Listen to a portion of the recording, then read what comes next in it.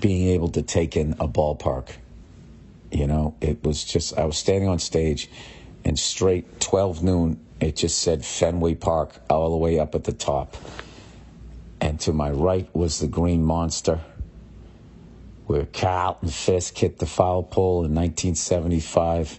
On my left was the pesky pole, and the crowd just went on forever, and then it just went into the stands and just went all the way up into the night, and at the top it said Fenway Park. And it was the perfect evening. There was a nice breeze, and the fans, they went to a comedy show, and you could take them on a ride, you could bring them up, you could bring them down. You know, if I wanted to make it quiet, they would all be quiet. I don't think I got heckled once. I couldn't believe it. I was worried because, you know, the show was supposed to start at 7 and we didn't go on until 8 because the lines were so long and people had to like put their phones into those yonder bags because for whatever reason, people really like to hold comedians accountable for jokes. They, for some reason, really like to, I don't know what, they just want to get you in trouble. And they spend all of this energy doing that. And I think it's because they can get us. And there's a feeling of satisfaction where if they sort of devoted that same sort of energy to like the pharmaceutical industry, the fucking warmongers, the, you know, the banks and all of that, they would just get nowhere and it would be frustrating. Where with us, they can be like, I can't believe you said that. And then, you know, you can at least get some attention. I don't know what it is. So anyway, we had to make sure all the phones were locked up, which is, you know, fucking sucks for people coming in. But I will tell you this, it makes for a way better show because people aren't looking at their phones. And now that I think of it, I did see one guy looking down at his phone, and I was going to make a joke about him checking the scores on the West Coast game and call him a degenerate gambler because I kind of forgot that's what was happening. Anyway, so, you know, we made like a little, we filmed the show, and we made like a little mini documentary about me starting out in Boston and all of that. And one of the spots we went to was Fenway Park.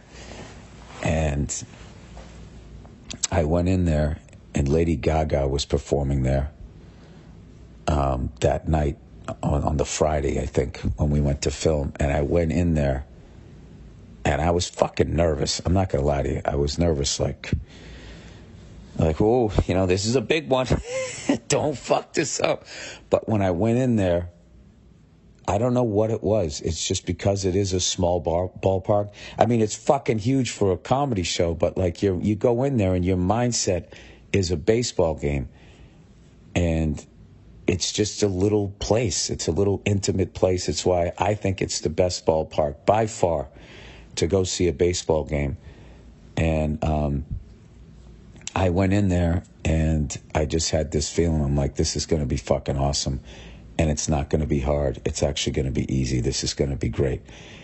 And I was walking around the park when we were shooting a few things. And it just made me want to go to a baseball game. And all of these memories were coming back. Like, you know, I was doing that when I was on stage. Like, you know, I was joking. Everybody's, make sure you take it all in. And I'm like, you know, I can't take it all in. I'm not fucking sailing. But I kind of was able to. Because right in front of me, it just said Fenway Park. And then I had all of these memories, and I would be looking around going like, I saw a father and son get into a fight right there. One of the funniest fucking things I ever saw in my life. It was this dude, I don't know, his son had some sort of issue. Like, I don't know what. Kid wasn't drinking. He had some sort of mental issue going on, and he was fucking a big kid. And he was getting all amped up, and his dad was telling him to calm down. And it was just like, and the kid just had enough of his dad, and they just fucking went and the kid connected first, and then the dad threw a fucking really tight, efficient fucking body shot, which I thought came from a place of love. He didn't headhunt. He fucking hit him in the side. This was the 80s. All right, there wasn't a lot of help for parents stressed out with some 6'4" kid that was, you know, I don't know. I still to this day don't know what the issue was. There was something going on there. So I don't know. It was like funny, just, I don't know why it was funny. It was just funny because it was like fucking sad, and the dad did what he had to do. And he fucking stopped it because it was getting scary because he didn't know what was going to happen. I don't know. You know what? Look, it's something I saw. So I was thinking about that. And then I looked in the upper deck, and it's like, that's the time I was drinking. And I literally blacked out for 3 innings. And when I came to, my shirt, I just had mustard all over it because I'd eaten a hot dog. And when I came around, like, I could just sense people sort of looking at me on the side of their eye. And so I just started talking to people, you know, to let them know I was back. And I could just tell the way that they were looking at me, like I did something fucked up.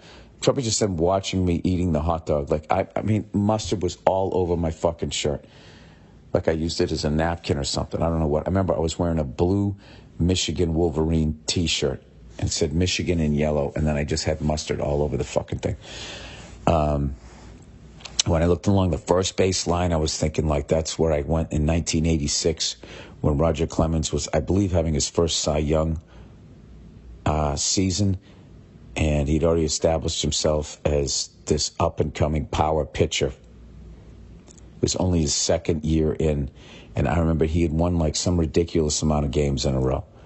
We went to the game in like May or June or something like that. And he was already like fucking like 10-0 or 12-0 and something. And I went with my dad, and we had standing room only tickets along the first base line. The first time I went to a game was in right field, sat in the blue seats. We saw him play the Tigers, all of that shit. Dwight Evans gunning people down from fucking right field. So I was able to think all of that stuff while I was doing my show. But like, you know, we came down early. We did like a sound check. And I just remember thinking, like, this is just going to go great. This is going to be great, right? And then the fucking show started, and like, I don't know, man. I got really fucking like antsy. It was weird. It wasn't nervous. I was just like, I just want to fucking go. I just got to get up there. I just got to get up there and do this. And I finally, you know, Tony V was on stage, and I was standing in the tunnel. That center field garage, all those years, I just saw, like, what the fuck is in there? You know, I got to be in there, right? And I'm sorry, guys. There's just so much shit to try to remember. First of all, our fucking green rooms, we had to walk into the Red Sox dugout and go down that tunnel. And all of those years of watching them go down there, I thought you just went like fucking 20, 30 feet down, and you just walked into the clubhouse. It's actually, you walk in, to the left is the batting cages, and like exercise bikes and shit like that. Then you go straight, you make a left, you go up like 3 stairs, you make a right, go up another 3 stairs, and then you make another right, and you walk to like, you know, like 5 feet, and then a left into like the clubhouse. And I always thought you just walked straight in, and like there it was, and there was a flat screen TV for Chris Sale to beat the shit out of, but it wasn't like that. And so, but anyway, we were like beyond where that was. Just sitting in the dressing room. It was funny. When we were in the dressing room, I literally felt like I was sitting in like a hotel, like waiting to do some corporate gig. And then finally I was just like, because it was taking so long with the Yonder bags, kind of like me telling this fucking story, I was like, I got to go out and see what's going on. So we went out, me and Tony B, and we stood in the fucking dugout and saw all of these people coming in. And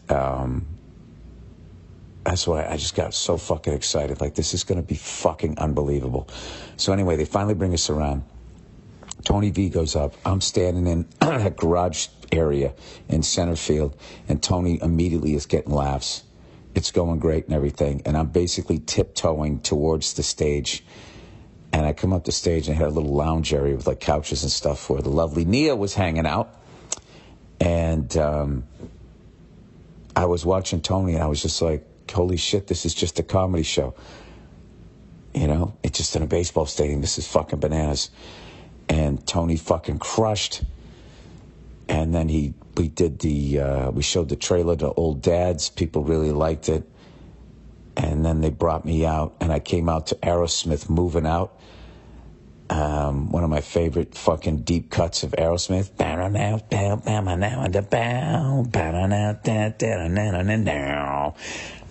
It just sounded like a badass song. You know, Aerosmith is so connected to Boston. It just seemed right to go out to that.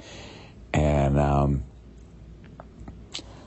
I don't know. I went out on stage, and for some reason, I just started making fun of Fenway Park, like the signage, something about DraftKings. I vaguely remember doing that, like you would, just in any other gig. And I don't know. I just did my show, and I had I still can't believe it happened. Still can't believe it happened. Everybody fucking laughed when they were supposed to laugh. I never got heckled. It was absolutely perfect. And I felt like I was up there for only like 8 minutes. I think I did like an hour and 20, but it felt like 8 minutes. And it was so fucking mind-blowing. Like, when I got off stage, I had to ask people for like 10 minutes. Was it good?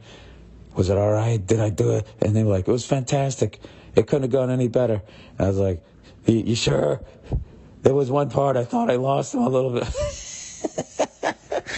I was like stammering when I got off stage. And then we went up, you know, the after party was up in right field, and it was, I got to be honest, it was little, when I said thank you to people at the end of the night, I almost got choked up. It was so fucking unbelievable. And then in the end, me and Tony were standing, you know, waiting for it sort of to clear out in the right field, and people were walking out those exits in center field, and we were just standing down there looking at them, and a few people saw me and Tony, and they started yelling, you know, up to us and everything. We felt like we won some election or something. All these people just yelling up, we were yelling down to them, and I was watching all the people walking out. And I think just watching all of the people walking out and them waving and saying thanks and they had a good time was as good a feeling as going up there doing the show.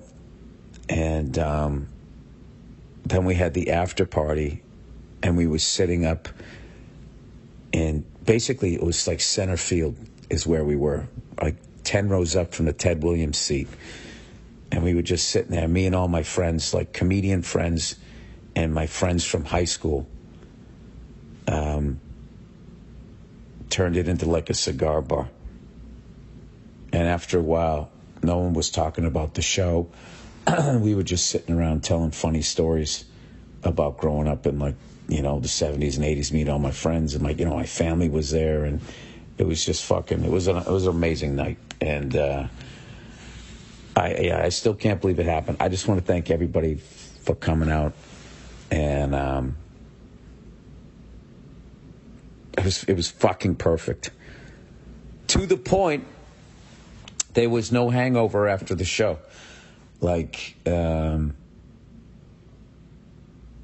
know, I had yesterday off, and I was really worried that, like, I was going to be like, you know, now I'm on the other side of it. Now what?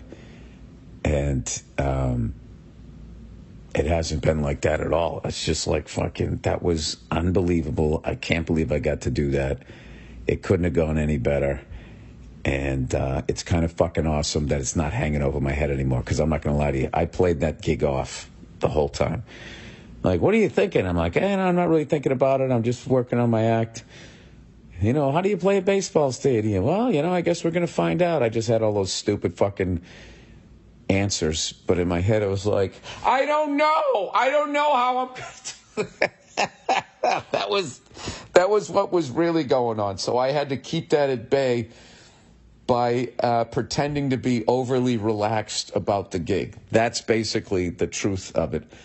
And now that it went well, I can admit to you that I was, I've obviously, because of my lack of athletic ability, I never fucking played a Game 7 in my life. I have no idea what that feels like, but I feel like I have felt the closest thing of, like, my feeling was, for fuck's sakes, why can't the gig be right now? Why can't they just get me out there? And if I'm going to lose, let's get it over with. And if I'm going to win, let me just go out there and win, and let's fucking get this over with. In the back of my head, I'm like going like, no, but don't look at it that way. You got to go out there and make sure you take it in and all of that. There was all of that stuff. So, people, I did stand up at Fenway Park in front of almost fucking 40,000 people. It was like 38 or 39,000 people. It was the biggest fucking crowd I've ever been. It just went on for fucking ever, and they were all amazing. Oh, and I also forgot, it was my 35th year high school reunion, and there was a bunch of people I went to high school with were hanging in a bar that was inside of Fenway Park somehow. I don't know how that works. And the security guy took me up through the back way, and I walked in through the back door into the crowd, literally right into my high school reunion. And I got to see, I could only do it for a minute because it was, I had to do the show, and there was, it was super fucking loud. And it wasn't just the class of 87 there. It was just, a bunch of people also going to the show. So I was only able to be in there for like 10 minutes, but I got to see like 20 or 30 people that, some of whom I don't think I had seen since we graduated, man. And it was just great seeing all of them. I had a really cool graduation class. Like, I had a real mellow grade that liked to party, and a bunch of funny fucking people in there. And I got to see a good, I feel like 20 or 30 of them before I dipped back out again. It was kind of like the perfect night. All right, I'm done babbling. All right, I know that you guys are probably rolling your eyes at this point, but it was fucking, it was an experience that I will never, ever, ever forget.